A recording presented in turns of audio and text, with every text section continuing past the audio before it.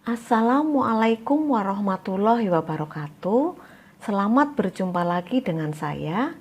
Pada video kali ini akan melanjutkan pembahasan respirasi aerob tahap siklus Krebs. Selamat mengikuti.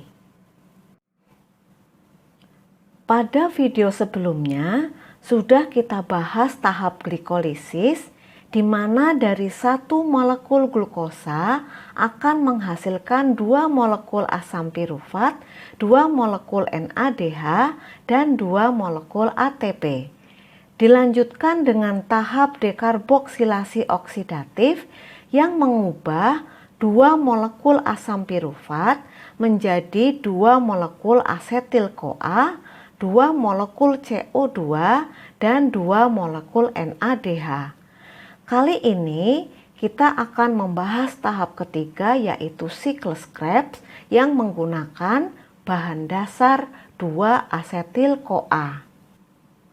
Siklus Krebs terdiri dari 8 tahap. Kita ikuti satu persatu tahapannya ya. Tahap pertama, siklus dimulai ketika asetil koenzim A yang memiliki 2 atom C melepaskan gugus koenzim A-nya dan 2 atom karbonnya berikatan dengan oksaloasetat yang memiliki 4 atom C membentuk molekul beratom C6 yaitu asam sitrat. Reaksi ini dikatalisis oleh enzim sitrat sintase. Asam sitrat akan mengalami isomerisasi menjadi asam isositrat dengan pembuangan 1 molekul air dan penambahan 1 molekul air lainnya yang dikatalisis oleh enzim akonitase.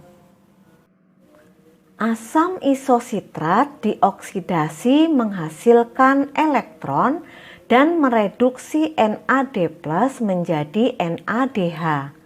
Kemudian terjadi dekarboksilasi di mana terjadi pelepasan gugus karboksil yang berubah menjadi CO2 dan asam isositrat berubah menjadi molekul berkarbon 5 yaitu alfa-ketoglutarat. Asam alfa-ketoglutarat mengalami dekarboksilasi, melepaskan CO2 dan terbentuk molekul berkarbon 4 yaitu suksinil.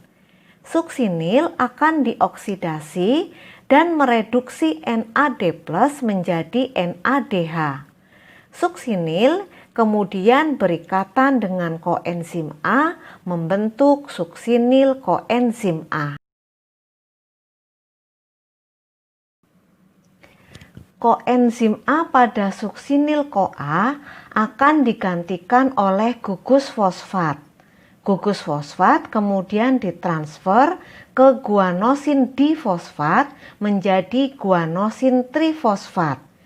Guanosin trifosfat dapat digunakan untuk menghasilkan ATP. Sementara itu, suksinil CoA berubah menjadi suksinat.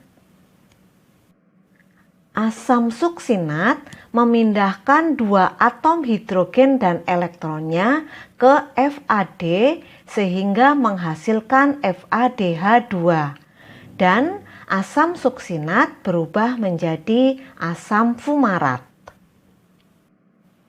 Asam fumarat akan mengikat 1 molekul air membentuk asam malat. Asam malat dioksidasi dan mereduksi NAD+ dan terbentuk NADH dan asam malat menjadi oksaloasetat. Pada akhir reaksi ini terbentuk kembali oksaloasetat sehingga proses ini membentuk siklus. Oksaloasetat akan mengikat asetil koenzim A yang lain dan siklus kembali berulang.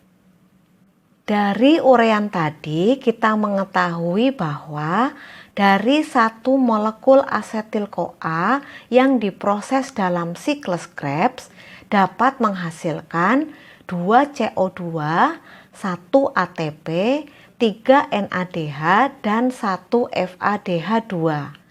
Karena satu molekul glukosa dapat dipecah menjadi 2 asetil-CoA, maka dari 2 asetil-CoA dihasilkan 4 CO2, 2 ATP, 6 NADH, dan 2 FADH2. Molekul NADH dan FADH2 tersebut nantinya akan memasuki proses transfer elektron untuk menghasilkan ATP. Demikian pembahasan tentang siklus Krebs. Semoga bermanfaat. Terima kasih. Wassalamualaikum warahmatullahi wabarakatuh.